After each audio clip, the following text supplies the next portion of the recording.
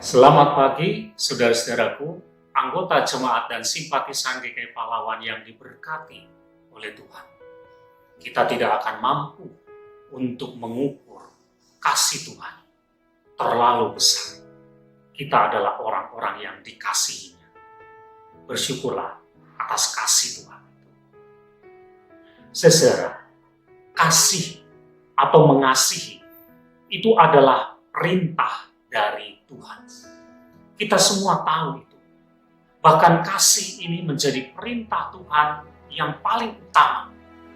Kasihilah Tuhan Allahmu dan kasihilah sesamamu manusia.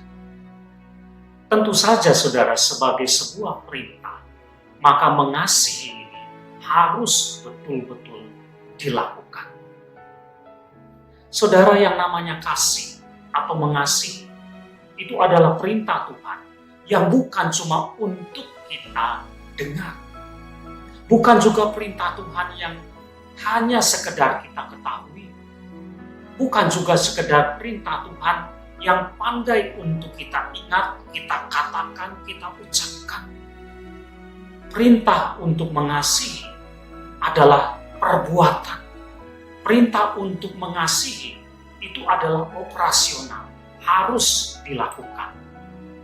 Apa artinya kita tahu banyak tentang kasih atau kita pandai berbicara tentang kasih, tetapi kita tidak melakukan kasih?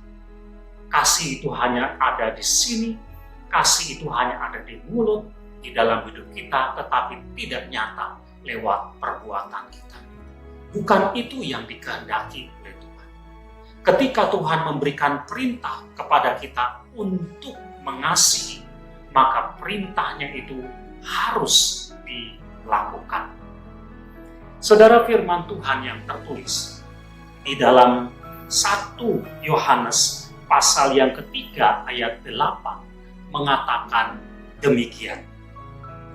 Anak-anakku, marilah kita mengasihi bukan dengan perkataan atau dengan lidah, melainkan dengan perbuatan dan dalam kebenaran.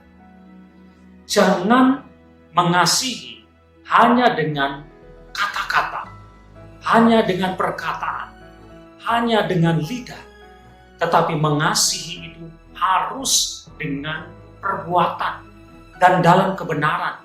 Itu artinya bukan sembarang perbuatan yang kita lakukan itu adalah wujud kasih. Tapi perbuatan itu harus juga di dalam kebenaran. Artinya yang sesuai dengan kebenaran Tuhan, sesuai dengan kehendak Tuhan. Jadi saudara, kita diajar. Kita harus mengasihi. Memang ini menjadi identitas kita orang percaya. Orang Kristen adalah orang yang mengasihi. Tapi kasih itu operasional. Kasih itu bukan hanya di mulut dalam bentuk perkataan. Bukan hanya sebagai sebuah pengetahuan. Tetapi kasih itu harus nyata di dalam perbuatan-perbuatan kita. Dan perbuatan itu adalah perbuatan yang benar, yang sesuai dengan kehendak Tuhan.